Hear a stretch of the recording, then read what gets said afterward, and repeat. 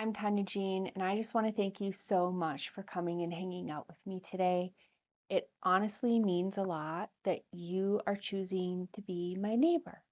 So, if this is not the first time you're here and you've come back because you are finding value in my content, thank you so much. I've been a wife for almost 19 years, and I have been creating content, trying my best to humbly teach you all the things that I have learned the hard way in hopes that you do not make the same mistakes that I did or find yourself in the mess that I found myself in.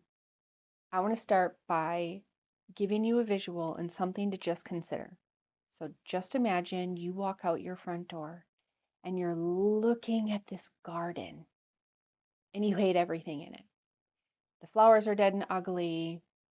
Maybe there's something that you're allergic to. Everything's flopping over and dying.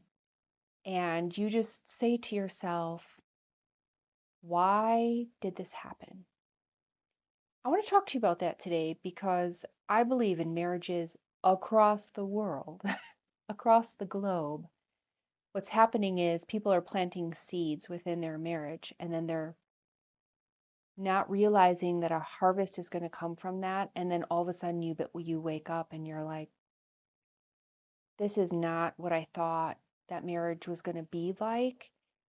And we can get so hyper focused on looking at the harvest and not stepping back enough to say, but what did I plant that put that mess there to begin with? I want to read a couple of things to you that talk about sowing and reaping or harvesting and how they apply to our life. 2 Corinthians 9:6. Remember this, he who sows sparingly and grudgingly will also reap sparingly and grudgingly, and he who sows generously will also reap generously and with blessings. Job 4:8. As I myself have seen, those who plow iniquity and sow trouble and mischief reap the same. Matthew 7:1. Do not judge and criticize and condemn others so that you may not be judged and criticized and condemned yourself. For just as you judge and criticize and condemn others, you will be judged and criticized and condemned.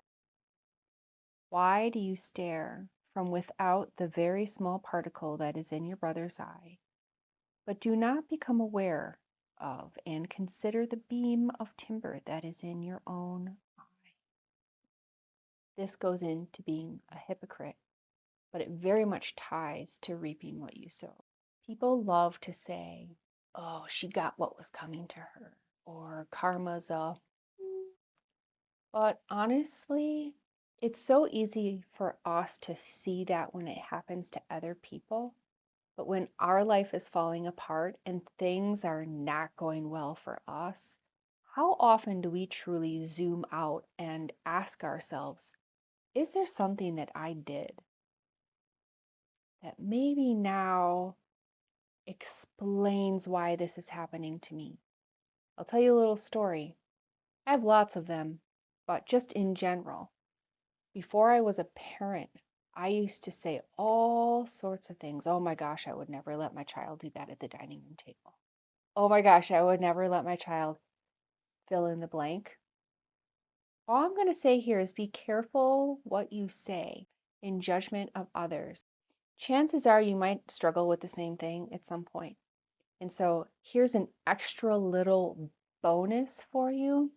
I want you to look at something in your own life that is a huge struggle for you right now, or a huge annoyance or an irritation, and ask yourself, was there some point where I pointed that out in someone else with judgment?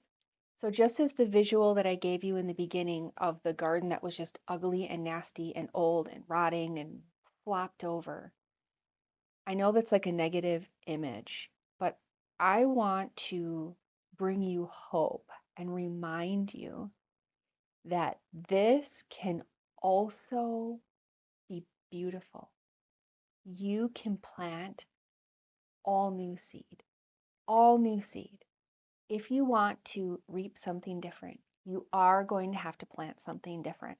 I knew that if I wanted a different garden in our marriage to look at, if I wanted to wake up and see something beautiful every day, that I was going to have to put in the work and even temporarily see it as only my garden. I'm going to be the one responsible for everything that I am planting. I'm not going to worry about what he is planting. I'm not going to worry about anything externally. What do I want to plant? And I decided to start there. Before I could do that, though, I knew that I needed to plow what was already there. I had to get rid of what was already there, like all the way under the root. I couldn't just like take a lawnmower and go over it and be like, oh, it's gone, right? I needed to dig all that out. What does that look like exactly? That looks like binding up negative thoughts, which the Bible speaks about. It it required me to surrender all the things that I was hanging on to and that I had become resentful for, and surrender all of that to God, because I knew that I couldn't build this new thing and work this new garden the way that I needed to if I was still carrying around 1,000-pound pack weighing me down and so close to my brain reminding me of all the things. Like I had to let things go. So, practically speaking, what does this look like? So, you have a new seed and you're going to go and you're going to plant that. What that means is that you're going to start new habits where you are showing more love, kindness, and compassion, or starting a new habit in the very thing that you are personally struggling with. Then you need to water that seed, which translates to making that new habit a priority of yours. And then giving sunshine to that seed, which means that you're going to do this the best you can with a joyful heart.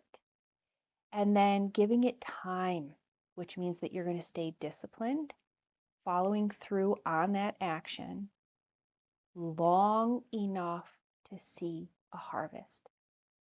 I know that I really struggled with, I would do something like 1 or 2 days, and then I'd be like, I don't understand why his attitude isn't changing yet, or why he hasn't offered to take me out on a date yet. And things take time. I am so impatient and I like things to happen when I want them to happen.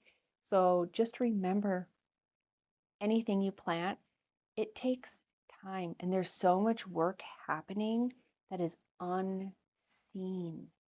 You have to leave it there. Don't go and pull the seed back out, because then you're starting all over. Just leave it alone.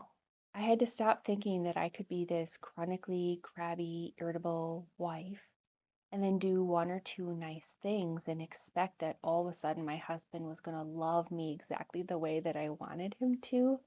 It's not really realistic. So here is something so important and exciting to remember and keep in mind. When you plant something, the harvest from that thing is so much more than you planted, right? You don't plant one pumpkin seed to get one pumpkin. You plant one pumpkin seeds and you can get dozens. So let that excite you, that there can be so much abundance that comes from your commitment and your discipline to plant new seeds, to water them, to let the sun do its thing, let time do its thing. There is so much reward and blessing that can come from seeing the entire process through. And to also remember that not everything that you plant is going to turn out the way that you wanted it to. The birds are going to get some of those seeds. The rocks are going to crush some of those seeds. The thorns are going to choke some of those out, but some of them are going to fall on good soil, and those are going to multiply and give you something so beautiful that you can look forward to every day in your marriage. Matthew 13:8 talks about this if you want to go and read it. Practically speaking, where do you start with all of this? How do you know what seeds to plant? I recommend going to your husband and asking him to give you just 1 or 2 things that he thinks would be the most beneficial for him to feel loved by you. or seen by you or appreciated by you. I know that if you are in a state of pain and frustration, and up to this point, everything in your mind was very much his fault. The mess of your marriage, very much his fault. It is hard to go to your husband and say, how would you like me to love you?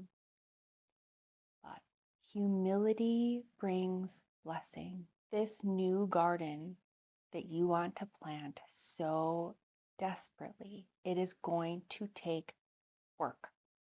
You're going to have to, like I said, let things go and pull out those weeds and get over it.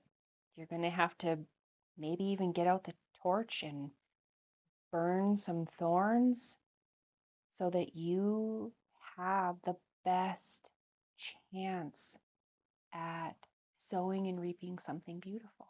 I know for me personally, I wanted to save my marriage so bad, even though it felt hopeless. There was still just something in me that couldn't let go. Now, I made a YouTube short a while back talking about trauma bonds. This is what I'm talking about. There's so many people, and probably even therapists, that would have said you're trauma bonded to him.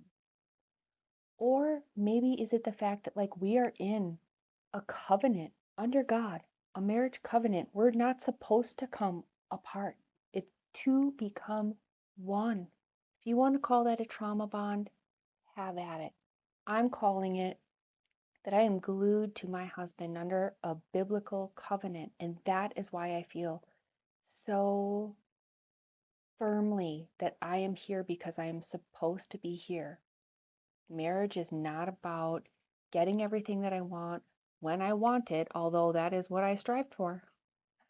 But it is about working together. It is about both of you. It's not just about my happiness. So if the Bible is calling me to be his helpmeet and his helper, I knew that I was going to have to do my part and help by getting rid of the mess that I created in the garden. And although our husbands are called to be leaders of the home, right? I didn't want to plant the first seed. I didn't want to pull the first weed. I wanted him to start.